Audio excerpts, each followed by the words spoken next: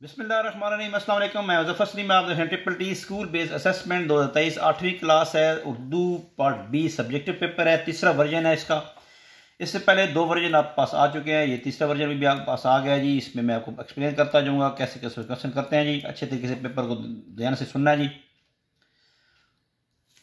पहला सवाल है जी कि दिए गए इशार का खुलासा तहरीर करना है। तुम जो आपस में लड़ोगे तो बिखर जाओगे, मुल्क ही जब ना रहेगा तो किधर जाओगे, कौम मिल्लत की न रसवाई का सामान बनो, सारी दुनिया के लिए प्यार की पहचान बनो, एक ही बाग के फूलों की तरह खिल के रहो, एक तस्बीह के दानों की तरह मिल के रहो, एक हो जाओ तो फौलाद की ताकत हो तुम, सारी दुनिया के लिए शमाए हदायत हो तुम।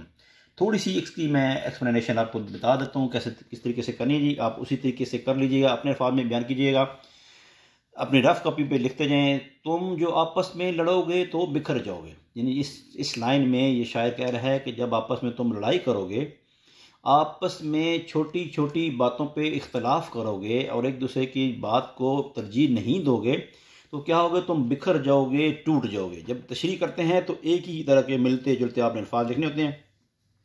शायर कहता है कि जब तुम आपस में लड़ाई झगड़ा करोगे, आपस में आपकी सुलह नहीं होगी तो आप क्या होगे, टूट जाओगे, बिखर जाओगे। ठीक है। मुल्क ही जब ना रहेगा तो किधर जाओगे, जिस तरह जब आप लड़ाई करोगे तो क्या होगा कि आपका मुल्क आप पास ना रहेगा तो आप फिर किधर जाएंगे। एक मुल्क है जिसमें आप रह रहे हैं, सुकून से रह रहे हैं, किसी किस्म की कोई परेशानी नहीं होती, तकलीफ नहीं होती है। जब अपना मुल्क नहीं होगा, सर पे साया नहीं होगा तो कहाँ जाएंगे। मुल्क जो है वो एक घर की तरह होता है। कौम मिल्लत की ना रसवाई का सामान बनते, जिस तरह तुम लड़ाई कर रहे हो, झगड़े कर रहे हो, आपस में बहस मुबासा कर रहे हो, तो उसमें क्या होगा, कौम और मिल्लत की इसमें रसवाई हो रही है। तो तुम ये जो लड़ाई झगड़ा कर रहे हो, ये दंगा फसाद कर रहे हो, इससे क्या होगी, कौम की रसवाई होती है। लिहाजा इस रसवाई का सबब ना बनो, इस लड़ाई से झगड़े से परहेज करो, आप बामी जो है ना वो सुलह के साथ रहो, सारी दुनिया के लिए प्यार की पहचान हो। आपस में इस तरह सुलह सफाई के साथ रहो कि आपस में आपका क्या हो, आपस में प्यार हो, आपस में मोहब्बत हो, आपस में उल्फत बढ़े। तो सारी दुनिया के लिए आपकी जो मोहब्बत है, आपका जो जो प्यार है, वो दुनिया के लिए पहचान बन सके, दुनिया के लिए दुनिया आपके प्यार की मिसालें देगी। एक ही बाग के फूलों की तरह खिल के रहो। तो आपस में इस तरह लड़ाई झगड़े ख़त्म कर दो कि आपस में खुशी खुशी साथ एक दूसरे के साथ रहो, खुशी खुशी एक दूसरे की मदद करो, एक दूसरे की इमदाद करो, एक दूसरे की बातों को बर्दाश्त करो।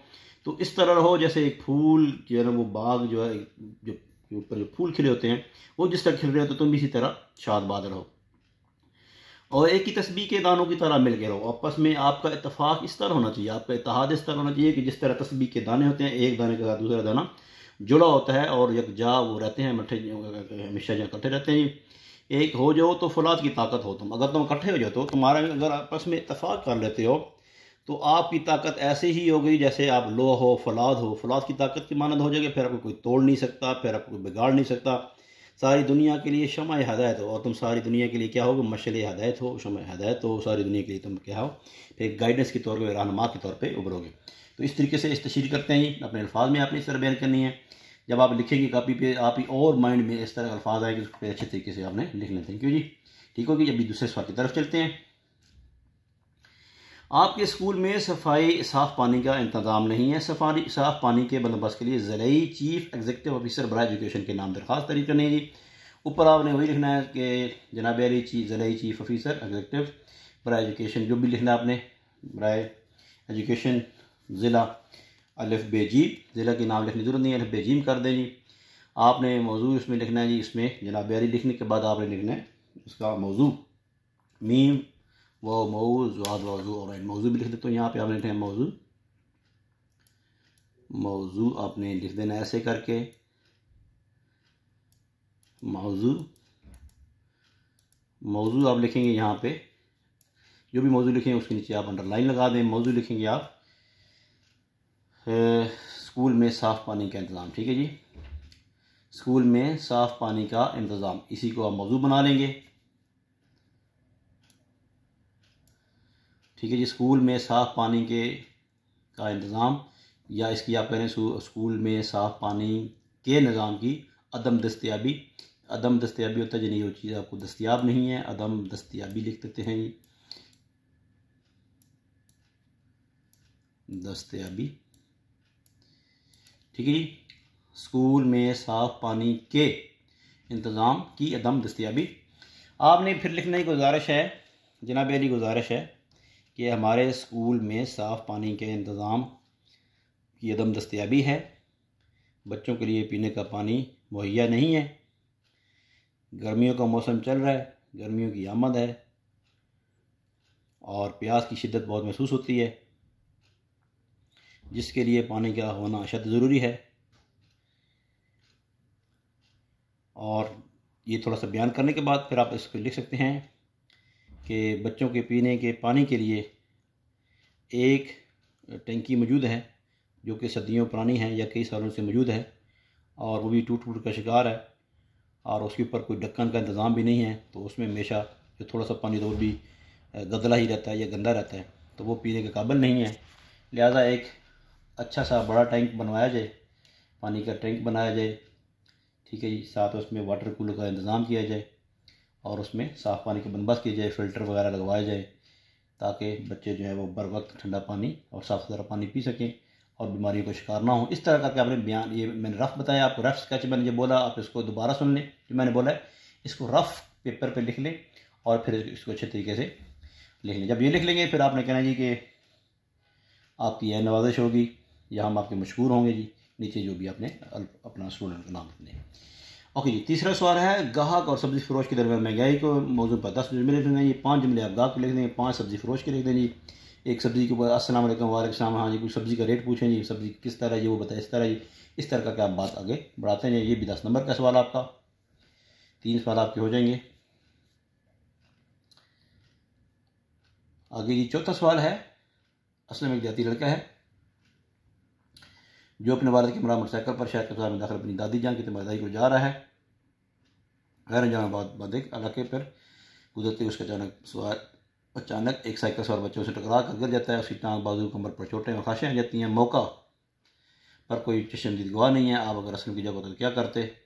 कहानी के एक पहलू को नजर रखते हुए अपने अमल और वजूदात 10 नंबर में आपने तहरीर करने जी। ये शक्ल बताइए उसने, यहाँ पे डायग्राम कैसा सवाल होगा। 5वां सवाल है कि इबारत आपको दी गई है, इसको आपने गौर से पढ़ना है और सवालों का जवाब देने हैं। कंप्रीहेंशन है जी, तफहीम है, इसको उर्दू में कहते हैं जी। कुदरती तौर पर कुरार्ज़ के इर्द गिर्द गैसों का गलाफ मौजूद है। इसमें नाइट्रोजन, ऑक्सीजन, कार्बन डाइऑक्साइड और दीगर गैसें बलियाज वज़न एक ख़ास तनासब से फ़ज़ा का ऐसा बनती है, मगर बेतहाशा इंसानी आबादी और सनतों के फैलाव की वजह से फ़ज़ा में इनका तनासब बिगड़ चुका है। सनती चिमनियों से निकलने वाली गैसों, गाड़ियों और खश्त साजी भट्ठा का जो काम है, ईंटों वाला काम है कि भट्ठों से निकलने वाला धुआं, कच्चे रास्तों पर मोटरसाइकिलों मोटर गाड़ियों के अमदरफ से उठने वाले गर्द गुबार के बादल फ़ज़ा को आलूदा कर देते हैं। ये आलूदगी इंसान की सेहत पर नहायत मुज़र असरात मरतब करती है, नुकसानदेह असरात मरतब करती है। सवाल ये है कि कुदरती तौर पर ज़मीन के इर्द गिर्द क्या मौजूद है, आप इसको पढ़ेंगे, इसमें इसका जवाब आप लगा रहे हैं। कुदरती तौर पर क्या मौजूद था जी, आपने ये देख लेना। इसमें पैराग्राफ को पढ़ेंगे तो आपको पता चलेगा कि इसमें क्या मौजूद है। तो यहाँ पे पहले सवाल का जवाब आपका ये हो गया जी, कुदरती तौर पर कुरार्ज़ के इर्द गिर्द गैसों का एक गलाफ मौजूद है। पहले सवाल आपका पूरा हो गया जी। दी गई इबारत में कितनी गैसों का जिक्र है, आप लिखेंगे दी गई इबारत में नाइट्रोजन 1, ऑक्सीजन 2, कार्बन डाइऑक्साइड 3 गैसें हैं जी। तो आपने लिखना है कि दी गई इबारत में 3 गैसों, फिर उनके नाम लिखने हैं। दी गई इबारत में 3 गैसों नाइट्रोजन, ऑक्सीजन और कार्बन डाइऑक्साइड का जिक्र है, ये आप लिख देंगे। दूसरा सवाल भी आपका पूरा हो गया।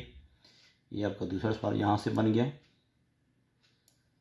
तीसरा है जी, फ़ज़ाई आलूदगी के सबब बनने वाले कोई से 2 अवामल लिखने हैं जी।